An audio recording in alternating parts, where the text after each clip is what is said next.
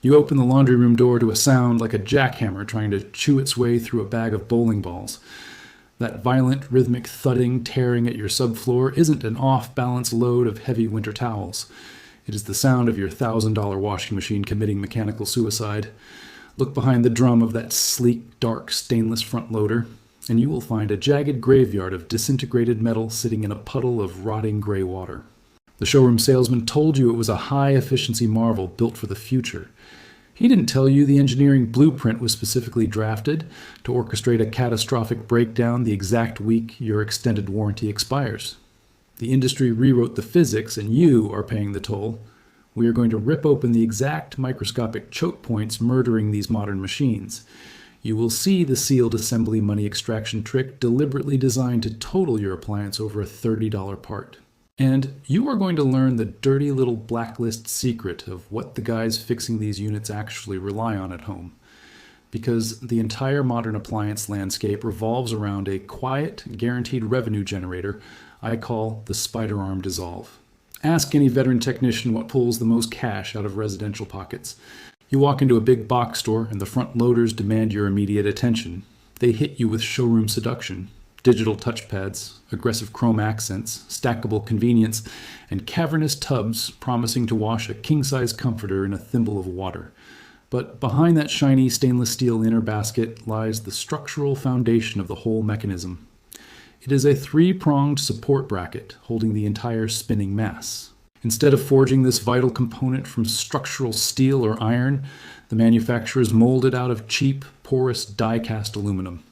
Now, dunk that inferior pot metal into a highly corrosive hot chemical soup of high-efficiency detergent, fabric softener sludge, and liquid bleach. It is a thermodynamic nightmare. The dissimilar metals interact violently in the constant moisture.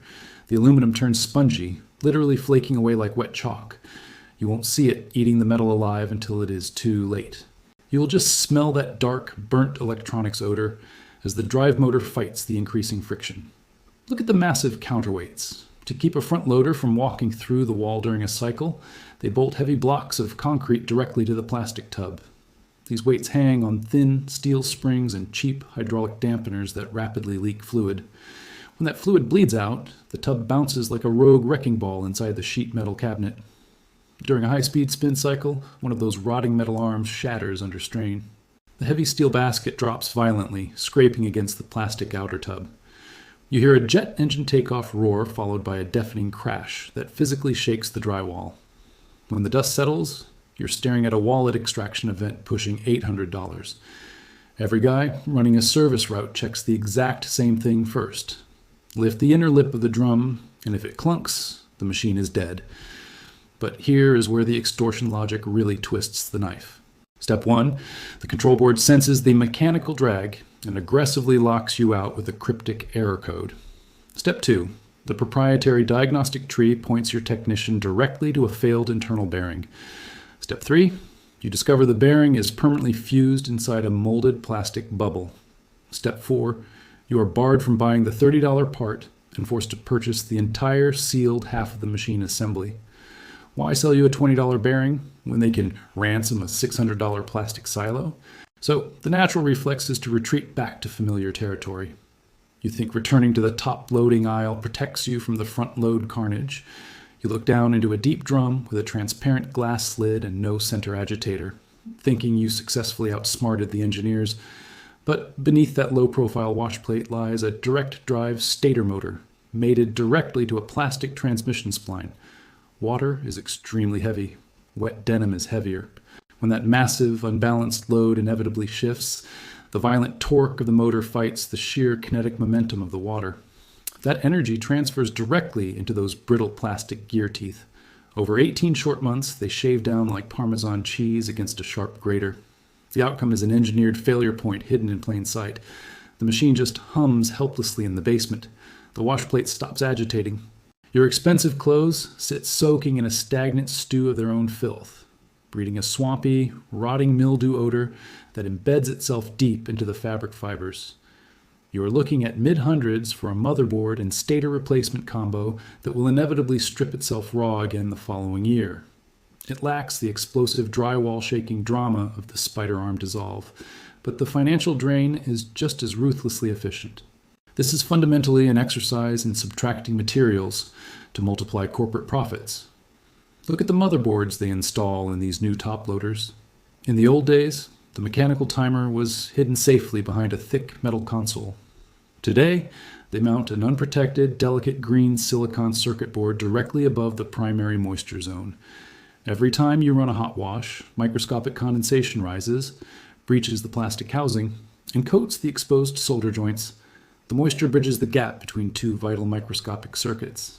You will hear a sharp pop, see a brief flash of blue light behind the digital display, and smell melting potting compound. The brain of your washer just suffered a fatal electrical stroke. This entire product category is a digital landfill waiting to happen. The structural math dictates that survival requires mass and simplicity. The machine actually built to last is the one the industry desperately wants to kill off, the traditional belt-driven dual-action agitator top-loader. It does not possess a fragile silicon brain. It does not attempt to balance itself with complex, glitchy software algorithms. It violently beats the dirt out of your clothes using a heavy-duty transmission, sitting securely in a sealed bath of real gear oil. Look at the suspension rods. When an old-school machine goes off balance, heavy steel springs absorb the impact without shattering cheap plastic mounts. If a motor coupling snaps on an old direct-drive workhorse, you pull off the steel cabinet, pop off 2 metal clips, and replace a $15 rubber puck in 12 minutes with a single flathead screwdriver. There is no fused plastic bubble locking you out of your own hardware. There is no proprietary software demanding a factory-authorized reset tool. Nobody pulling a wrench for a living puts a Wi-Fi-enabled laundry tower in their own basement. Look past the marketing gloss and focus on the mechanical skeleton. Front loaders rely on gravity and chemical concentrated heat to clean, which inherently rots out their core structural brace over time. Modern top loaders rely on weak plastic splines to simulate washing, while actually just swirling your clothes in a dirty puddle. Both are fundamentally compromised by the modern mandate to reduce water usage at the absolute expense of mechanical longevity. Beating this racket requires a ruthless shift in your buying criteria. Target the heavy analog mechanical control knobs. Find the cheapest, ugliest base level model. Demand a tall, dual-action center plastic agitator. Reject any machine featuring a transparent lid. Avoid embedded Wi-Fi transmission modules completely.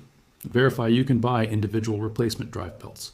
Let the neighbors brag about their sleek aesthetics while their laundry room floods. You're looking for a crude, heavy box of steel that turns hot water and mechanical friction into clean clothes.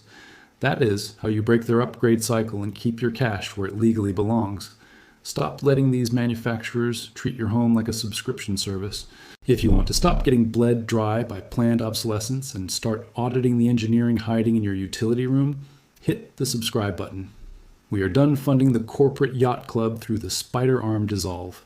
Let the showroom push the smart features. We are keeping the dumb transmissions that actually outlive their warranties.